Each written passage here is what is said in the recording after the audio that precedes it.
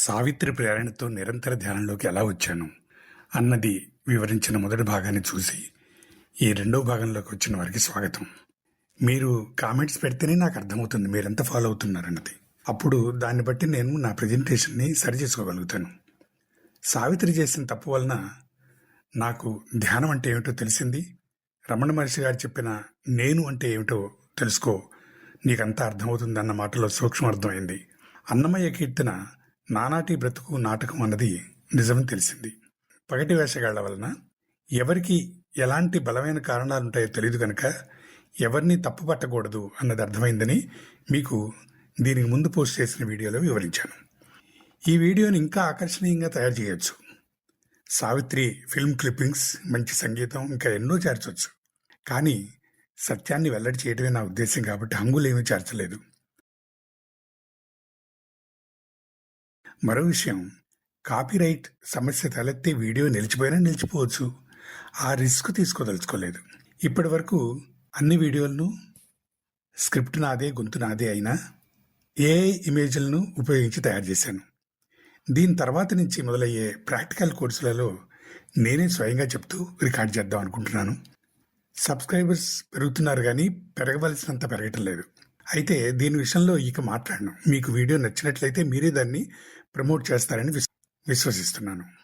నేను ముందు చెప్పినట్టుగా ధ్యానంలో వచ్చిన జ్ఞానాన్ని పురస్కరించుకొని ప్రచురించిన 25 పుస్తకాల్లో ఒకటి రంగస్థలం, రెండవది ధ్యానయోగి, దేవాలయాలు అనే పుస్తకాలు మాత్రం పీడిఎఫ్లో ఉన్నాయి. ఇప్పుడు ఆసక్తి గలవారు కామెంట్లో కోరుతూ మీ వాట్సాప్ నెంబర్ని తెలియజేసినట్లయితే మీకు ఆ పుస్తకాలను పంపిస్తాను. మొదటిసారి చేసిన ధ్యానంలో వచ్చిన జ్ఞానంలో కొన్ని అంశాలను ఇంతకుముందు వీడియోలో తెలియజేశాను. ఇప్పుడు మరికొన్ని తెలియజేస్తూ ఈ ధ్యాన పరిచయ వీడియోని ముగించి తర్వాత వీడియోల్లో నిరంతర ధ్యాన సాధనని మా 2 రోజులు నిర్వహించే వర్క్షాప్లో చెప్పే థియరీ అంతా కూడా ఉంటుంది. వాటిలో చెప్పిన విధంగా మీరు ప్రాక్టికల్గా ఆ సాధనని మీరు మీ ఇంట్లోనే చేసుకోవచ్చు. అయితే ఈ వీడియోను పూర్తిగా చూడండి. ఇందులో కూడా నేను ఇంకా తెలుసుకున్న ఎన్నో విషయాలు వెల్లడి చేస్తున్నాను. సావిత్రిని పేరు పెట్టి పిలిచినా మరేం చేసినా ఆమె తనకు తానుగా గుర్తు చేసుకున్నప్పుడే ఆమె తను సావిత్రే కానీ సినిమా కోసం పోషిస్తున్న ఆ పాత్ర కాదు అని తెలిసిన తర్వాత ఆమె కష్టాలన్నీ ఒక్కసారిగా మాయమయ్యాయని అనుకున్నాం. ఆ సమయంలో అందరి ప్రయత్నాలు సహాయాలు మాత్రమే కానీ తనెవరో గుర్తు చేసుకోవాల్సిందే సావిత్రి అని కూడా అనుకున్నాం కదా. అలా మనకి మనం తెలుసుకోవటం కోసమే నాటకంలో స్టేజ్ నుంచి వెనక్కి వచ్చినట్టుగా మనం ధ్యాన సాధనతో ప్రాపంచిక విషయాలని తాత్కాలికంగా వదిలిపెట్టి మనలోకి మనం వెళుతున్నాం. అంటే స్టేజ్ మీద నుంచి విత్డ్రా అవుతున్నాం. అలాంటి సమయంలో ఇదిగో నాలోకి నేను వచ్చేసాను, ఇక నాకు జ్ఞానం రాబోతుందోచ్ అనుకుంటూ ఆశగా ఎదురు చూడటం కూడా ఇంకా స్టేజ్ మీద ఉన్నట్లే. ఎలాంటి ఆలోచనలు, ఎలాంటి ఎక్స్పెక్టేషన్స్ లేకుండా ఉండాలి. అప్పుడే పూర్తిగా విత్డ్రా అయినట్టు అవుతుంది. ఇలా ధ్యాన ఫలితాన్ని పొందకుండా డిస్టర్బ్ చేసే అవరోధాలు ఎన్నో ఉంటాయి. వాటి గురించి కూడా నిరంతర ధ్యానం గురించి చెప్పటం, చేయించడం అయిపోయిన తర్వాత తీసుకోవాల్సిన జాగ్రత్తలు అనే అధ్యాయంలో పూర్తిగా వివరించడం జరుగుతుంది.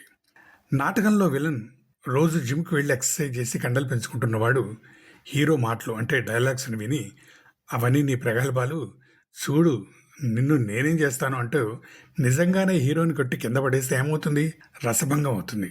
నేను వివరించిన భద్రాచలంలో జరిగిన పగటి వేషగాళ్ల సంఘటనలో అలా రసభంగం కాకూడదనే వాళ్ళు తమ పద్యాలను మధ్యలో ఆపటం కానీ, వెళ్ళి చెప్పులు వేసుకోవటం కానీ, ఇతర పాత్రదారులను హెచ్చరించడం కానీ చేయలేదు. నాటకంలో నిజంగా అష్టావధానమే జరుగుతుంది. తన డైలాగ్స్ తాను గుర్తుపెట్టుకోవాలి, ఇతర పాత్రధారులను కూడా అవసరం మేరకు గుర్తుపెట్టుకోవాలి. డైలాగ్ డెలివరీకి ముందుగా స్టేజ్ మీద మైక్ ఎక్కడుందో అక్కడికి పోయే చెప్పాలి. కానీ అలా మైక్ కోసం వెతుకుతున్నట్టుగా కనిపించకూడదు. డైలాగ్ కానీ మూమెంట్స్లో కానీ తప్పులు దొల్లితే దాన్ని ముఖంలో చూపించకూడదు. ప్రేక్షకులు మనకంటే తెలివైన వారు, ఇట్టే కనిపెట్టేస్తారు అని తెలుసుకో అంటారు. అందుకే నేను అన్నది పాత్రధారి ఎప్పుడు గుర్తుపెట్టుకోవాలన్నది మనం సావిత్రి చేసిన తప్పుతో తెలుసుకుందాం. పాత్ర పోషణ చేయకముందే కాదు, పాత్ర పోషణ చేస్తున్నప్పుడు కూడా గుర్తుపెట్టుకోవాల్సింది. దాంతోపాటు పాత్ర గురించిన సమాచారాన్నంతా ఎలాగో గుర్తుపెట్టుకోవాలి. తన సొంత ఆలోచనలు, తన స్వభావం, తన నమ్మకాలు ఇలాంటివి ఆ పాత్ర మీద పడకూడదు. పాత్రని పాత్రగానే పలికించాలి. అసలు నేనన్నది, పాత్ర నేను అన్నవి గుర్తుపెట్టుకోవడంతో పాటు ఏమేం దృష్టిలో పెట్టుకోవాలో కూడా ఆ మొదటి రోజు ధ్యానంలో నాకు తెలిసాయి. వాటి గురించి కూడా మాట్లాడుకుందాం. అందులో మరో ముఖ్యమైన పాయింట్ ఏంటంటే అసలు నేను, పాత్ర నేను ఈ రెండే కాకుండా పాత్ర నేను ఈ క్షణంలో అన్నది కూడా మనం గుర్తుపెట్టుకోవాలి. మన ఎరుకలో ఉండాలి. అది జరుగుతున్న నాటకంలో ఇప్పుడు నేను అంటే పాత్ర నేను ఎక్కడున్నాను అన్నది కూడా ముఖ్యమే. ఇదే వర్తమానంలో ఉండటం అంటే. ఇప్పుడంటే లొకేషన్ షేర్ చేస్తున్నారు అనుకోండి, కానీ ఇది లేనప్పుడు ఒక కాలనీకి వెళ్ళారనుకోండి, అక్కడ పెద్ద బోర్డు ఉంటుంది. అందులో ఏ నెంబర్ ప్లాట్ ఎక్కడ ఉంది అన్న చూపించే పటం ఉంటుంది. అందులో మీకు కావాల్సిన వ్యక్తి ఉండే ప్లాట్ నెంబర్ ఎక్కడో గుర్తించవచ్చు. కానీ అందులో మరో ముఖ్యమైన పాయింట్ ఉంటుంది. అది ఏమిటంటే ఉత్తరం, తూర్పు, దక్షిణ, పడమర దిక్కులతో పాటుగా యు ఆర్ హియర్ అని ఆ పటంలో ఇప్పుడు మీరు ఎక్కడున్నారు అన్నది చూపించడం కూడా అవసరమే. అప్పుడే మీరు అక్కడి నుంచి మీకు కావాల్సిన ప్లాట్కి ఎలా వెళ్ళాలో తెలుస్తుంది. అలాగే జరుగుతున్న నాటకం మొత్తంలో మీరు ఈ క్షణంలో ఎక్కడున్నారు అంటే కథ ఎంతవరకు వచ్చింది అన్నది కూడా మీకు తెలియాలి. నిజ జీవితంలో పాత్ర నేను ఈ క్షణంలో అన్నది మీరు ఇప్పుడు ఎవరు? తండ్రి, కొడుక, భర్త, భార్య, ఉద్యోగ, అధికార, టీచరా, ప్రయాణికుడా, డ్రైవరా? ఇలా ఈ క్షణంలో మీరెవరు అన్నది మీరు గుర్తించాలి. అప్పుడే ఆ పాత్రకి న్యాయం చేయగలుగుతారు. ఇంట్లో గృహస్థుగా కాక ఒక ఉద్యోగిగా వ్యవహరిస్తే, ఉద్యోగంలో గృహస్థుగా వ్యవహరిస్తే, వాహనం నడుపుతున్నప్పుడు మీరు ఒక డ్రైవరు, అప్పుడు ఏవో మధుర స్మృతులు వచ్చి ట్రాఫిక్లో తప్పులు చేస్తే చెల్లించే మూల్యం చాలా భారం అవ్వచ్చు. కాబట్టి పాత్ర నేను ఈ క్షణంలో అన్నది కూడా గుర్తుపెట్టుకోవడం అవసరం. ఇక మరో పాయింట్ ఏంటంటే ఇతర పాత్రలకు సహకారం. మీలాగే స్టేజ్ మీద నటిస్తున్న ఇతర పాత్రలకు మీరు సహకరిస్తేనే నాటకం రక్తగడుతుంది. అది కూడా మీ పాత్ర పోషణలో భాగమే అని తెలుసుకోండి. ఒక పాత్రధారి మరో పాత్రధారిని చెంప మీద కొట్టినట్టు నటిస్తే అది నిజంగా తగిలినట్టుగా ఆ దెబ్బతిన్న పాత్రధారి నటించాలి. తిడితే తిట్లు తిన్న అవమాన భారం ఆ సన్నివేశానికి తగ్గట్టుగా అతను వ్యక్తపరచాలి. అలా సహకరిస్తేనే అవతల వ్యక్తి నిజంగా తిట్టినట్టు కొట్టినట్లు అవుతుంది. సినిమాల్లో ముఖ్యమైన పాత్ర ప్రవేశం జరగకముందే ఇతర పాత్రలన్నా ఎంతో గౌరవం చూపించటం, లేక భయపడుతూ ఉండటం, ఇలాంటి వాటి వలన ఆ పాత్ర మీద ఇంప్రెషన్ ముందుగానే ఏర్పడుతుంది. కె. విశ్వనాథ్ దర్శకత్వంలో వచ్చిన సినిమాలను చూస్తే శంకరాభరణంలో సోమయాజిని చూడగానే అతని స్నేహితుడితో సహా అందరూ భయపడుతుండటం వలన శంకరశాస్త్రి మీద ప్రేక్షకులకు ఆ ఇంప్రెషన్ కలుగుతుంది. అలాగే విశ్వనాథ్ స్వయంగా నటించిన స్వరాభిషేకంలో అతని చుట్టూ ఉన్న వాళ్ళు ఎనలేని గౌరవం ఇస్తుంటారు. ఇదే ఇతర పాత్రలకు సహకరించడం అంటే. మరో పాయింట్ తక్షణ కర్తవ్యం. తక్షణ కర్తవ్యం అంటే ఈ క్షణంలో నేను చేయవలసిన పని. నేను ఒకసారి ఒక నాటకంలో ఒక పాత్రను పోషిస్తున్నప్పుడు నా డైలాగ్ ఏంటంటే ఈ ఇంటికి అద్దె ఇంత అని చెప్పటం ఉంటుంది. నెలకి ఇంత అద్దె కడుతున్నాను అని చెప్పాలి నేను. కానీ నా ముందున్న పాత్రధారి ఈ ఇంటికి అద్దె ఎంతండి అని అడిగిన తర్వాతనే నేను ఆ డైలాగ్ చెప్పగలుగుతాను కదా. అతను ఆ డైలాగ్ చెప్పడం మర్చిపోయి నా వంక చూస్తున్నాడు. నాకు అర్థమైంది అది. కాసేపు చూసి అద్దె ఎంతని మాత్రం అడగండి అని అక్కడ లేని డైలాగ్ని జోడించాను. వెంటనే అతను గబుక్కుని గుర్తుపెట్టి అద్దె ఎంత దీనికి అని అడిగాడు. అడగండి అంటే అడిగినందుకు జోక్ పేలింది. నాటకం ముందుకు సాగింది. అలా కొన్ని తప్పులు దొరికితే వాటిని సరిచేసుకోవటంలో పాత్రధారి అనుభవం, సమయస్ఫూర్తి ఎంత ఉన్నదన్నది తెలుస్తుంది. భగవద్గీత ద్వారా శ్రీకృష్ణుడు అర్జునుడికి బోధించింది తక్షణ కర్తవ్యమే. ఈ క్షణంలో నువ్వెవరు? ఆ పాత్రోచితమైన విధంగా చేయవలసిన నీ తక్షణ కర్తవ్యం ఏమిటి అన్న దృష్టిలో పెట్టుకొని నటించాలి. ఇది నీ జీవితంలో కూడా ఉపయోగపడుతుంది. మనం ఇంట్లో అనుకున్నట్టుగానే కాదు, బయటకు వచ్చిన తర్వాత మనం మాట్లాడే పద్ధతికి ఒకసారి మార్చుకొని చెప్పాల్సి ఉంటుంది. అవన్నీ కూడా తక్షణ కర్తవ్యాలు. అంటే మనం ఏదో చేద్దామని వెళతాం, ఏదో చెప్దామని వెళతాం, కానీ బయటకు వెళ్ళిన తర్వాత అక్కడి సందర్భాన్ని బట్టి మనం మార్చుకోవటంలోనే మన సమయస్ఫూర్తి కూడా ప్రతిబింబిస్తుంది. ఇక మరో పాయింట్ భావ ప్రకటన. నాటకంలో మీరు ఒక పాత్రధారి అనుకోండి, మీకు చికాకు వచ్చింది, ఏదో విషయంలో మీరు చికాకు పడుతున్నారు. అది మీరు మనసులో పెట్టుకుని బాధపడుతుంటే చూసేవాళ్ళకి తెలియదు. దాన్ని వ్యక్తపరచాలి. ఆ చికాకుని బయటకు కనిపించేలా ప్రదర్శించాలి. అలాగే ప్రేమ కానీ ద్వేషం కానీ ఎలాంటి భావం కలిగినా మీరు దాన్ని సందర్భానుసారంగా ప్రదర్శిస్తేనే అది ప్రేక్షకులకు అర్థమవుతుంది. ఇదే కమ్యూనికేషన్. మనం చెప్పదలుచుకున్న దాన్ని నోటితో మాటల రూపంలోనే కాదు వేరే ఏ విధంగా అయినా తెలియజేయచ్చు. చిన్నపిల్లలు బెస్ట్ కమ్యూనికేటర్స్. మాటలు రానప్పుడు కూడా వాళ్ళకి ఏం కావాలన్నది వాళ్ళు చాలా స్పష్టంగా తెలియజేస్తారు. చివరికి నాటకంలోకి వెళ్లే ముందు డైరెక్టర్ వధ అవసరం. అంటే డైరెక్టర్గా ఉండకూడదు. డైరెక్టర్ అనేవాడు పాత్ర దృష్టిలో ఇంక ఉండకూడదు. ఆయన ఇలా నటించాలి, అలా నటించాలి అని తీర్చిదిద్దే ఉంటారు. వాటిని పూర్తిగా ఆకలింపు చేసుకొని మీరుగా వాటిని ప్రజెంట్ చేయాలి, కానీ అడుగడుగున ఇక్కడ ఏం చేయమని చెప్పారు అని ఆలోచిస్తూ కాదు. స్టేజ్ మీదకి ఎక్కిన తర్వాత మీ ప్రతిభ కనిపించాలి, మీరుగా స్పందించాలి. ఆ స్పందన అందరికీ తెలియాలి. అలాగే మనం గ్రంథాలు, ప్రవచనాలు, మన అనుభవంలో నేర్చుకున్న పాఠాల ద్వారా గ్రహించిన జ్ఞానాన్ని సందర్భానుసారంగా ఉపయోగించుకుంటూ పోవాలి, కానీ అడుగడుగున ఆ పుస్తకంలో ఏముంది, పలానా గురువుగారు ఏం చెప్పారు అని ఆలోచిస్తూ ముందుకు అడుగేయటం కాదు. ఆ జ్ఞానాన్ని సొంతం చేసుకొని దాని దృష్ట్యా తీసుకోవాల్సిన నిర్ణయాలను స్వయంగా తీసుకోవాలి. ఇలాంటి ఎన్నో ఉదాహరణలతో రంగస్థలం అనే పుస్తకంలో నటన ఎలా ఉండాలి అన్నది వివరించడం జరిగింది. నటించటం అనేది ఒక తిట్టుగా వాడుతుంటారు.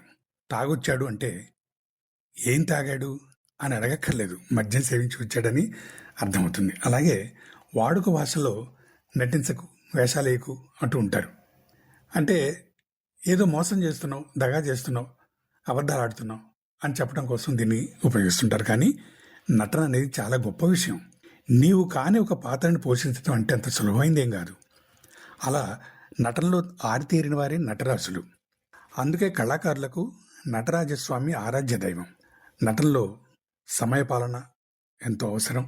ఎప్పుడు ఏం మాట్లాడాలి, ఎలా ప్రవర్తించాలి అన్నది ఎరిగినప్పుడే ఆ నటన రక్తెగడుతుంది, నాటకము రసవత్తరంగా సాగుతుంది.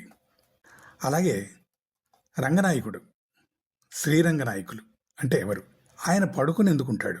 రంగం అంటే ఎల్లలు కలిగిన ఒక వేదిక, a limited place for a purpose. రంగస్థలం మీద నటులు నటిస్తుంటారు.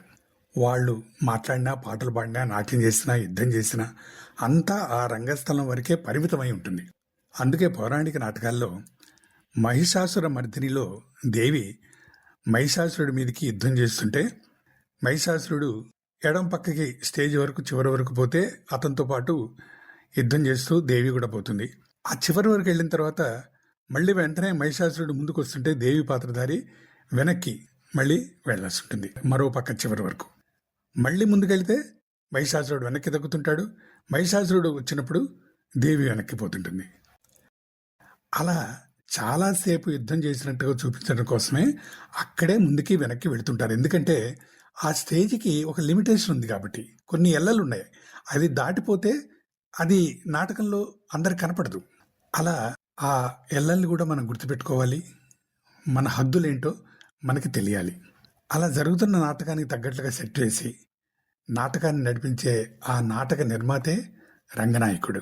ఆయన నాటకాన్ని నడిపిస్తాడు కానీ రంగప్రవేశం చేయడు, తానుగా ఆ నాటకంలో యాక్షన్లో ఉండడు. ఆయనే యజమాని కాబట్టి ఆయన ఆ రంగస్థలానికి నాయకుడుగా రంగనాయకుడు అయ్యాడు. తానుగా ఏమి చేయడు, సాక్షిభూత స్థితిలో ఉంటాడు కాబట్టి పడుకుని ఉన్నట్టుగా రంగనాయకుడిని మనకి చూపిస్తారు. ఈ ఉదాహరణతో మీకు నాటకానికి, జగన్నాటకానికి ఉన్న సంబంధం అర్థమై ఉంటుంది. అంటే నేను చెప్పదలుచుకుంది మీకు అర్థమై ఉంటుంది. ఈసారి వచ్చే వీడియోలో నిరంతర ధ్యాన ప్రక్రియను మొదలుపెట్టి స్టెప్ బై స్టెప్ చెప్తాను. ఏ వీడియోని మధ్యలో స్కిప్ చేయకుండా పూర్తిగా చూడండి. మీ కామెంట్స్ ఏమున్నా కూడా వాటిని తప్పకుండా రాయండి. మీకు మరో ముఖ్యమైన అభ్యర్థన ఏమిటంటే, మీరు ఎన్నో రకాలుగా ధ్యానం గురించి వినే ఉంటారు, లేక చదివే ఉంటారు. వాటిని మూటగట్టి పక్కన పెడితేనే ఈ వీడియోల్లో చెప్పేదాన్ని మీరు పూర్తిగా గ్రహించగలుగుతారు. అలా చేయకపోతే మీకు ఇంతవరకు తెలిసిన దాంతో పోల్చి చూస్తూ అవును నిజమే అని టిక్ పెడుతుంటారు, లేకపోతే కాదు అని క్రాస్ చేస్తుంటారు. అందుకు ఉదాహరణ చెప్పి వీడియోని ముగింపుకు తీసుకొస్తాను. ఒకసారి నేను కాలేజీలో చదువుతున్న సమయంలో మా ఫ్రెండ్స్తో కలిసి సరదాగా ఏదో ఒక తెలుగు సినిమా చూడటానికి పోతుంటే నా రూమ్మేట్ ఒకడు, ఏ సినిమా? ఓ అదే, నేను చూశాను ఆ సినిమా, అందులో శోభన్ బాబు చచ్చిపోతాడు అన్నాడు. సర్లేరా మేము చూస్తాం కదా, ఇప్పుడు ఏం చెప్పగలని చెప్పి వెళ్ళాం మేము సినిమాకి. సినిమా మొదలైంది. మొదటి సీన్లో హీరో గబగబా మెట్లు ఎక్కుతున్న సీన్ అది. అతను అలా ఎక్కుతుంటే జారి పడిపోతాడు, చచ్చిపోతాడు అనుకున్నాం. కానీ అదేం జరగలేదు. తర్వాత కాసేపటికి ఒక ఫైట్ సీన్. ఇక అయిపోయింది అనుకున్నాం. కానీ అదేం కాలేదు. ఓసారి ఏదో చేజింగ్, ఇంకోటేదో అలా సినిమా చివరి వరకు ఏం జరిగినా కూడా శోభన్ బాబు చచ్చిపోతాడని ఉత్కంఠగా చూసాం. కానీ శుభాంతమే అయింది. రూమ్కి వెళ్ళి మా రూమ్మేట్ని చెడమటే తిట్టాం. సినిమా అంతా పాడు చేసావు కదరా, మేము సినిమాయే సరిగ్గా చూడలేదు, ఎంతసేపు ఎప్పుడు చచ్చిపోతాడో అని ఎదురు చూసాం అంటే, మీరేం సినిమా చూశారు అని అడిగాడు. చెప్పాం. అందులో కాదు అంటూ మరో సినిమా పేరు చెప్పాడు. నోరు మీరాక ఇప్పుడు ఆ సినిమాని కూడా పాడు చేసావు కదరా అని మళ్ళీ తిట్టాం. అందువలన ఈ వీడియోలో తెలుసుకునే విషయాలను దేంతోనూ పోల్చి చూడకండి. ఏమీ తెలియనట్టుగానే మొదటిసారి మీరు ఈ సబ్జెక్టుని వింటున్నట్టుగానే వినండి. లేకపోతే ఇందులో మీరు ఎంతో మిస్ అవుతారు. మరో 3-4 రోజుల్లో కలుద్దాం. అంతవరకు సెలవు.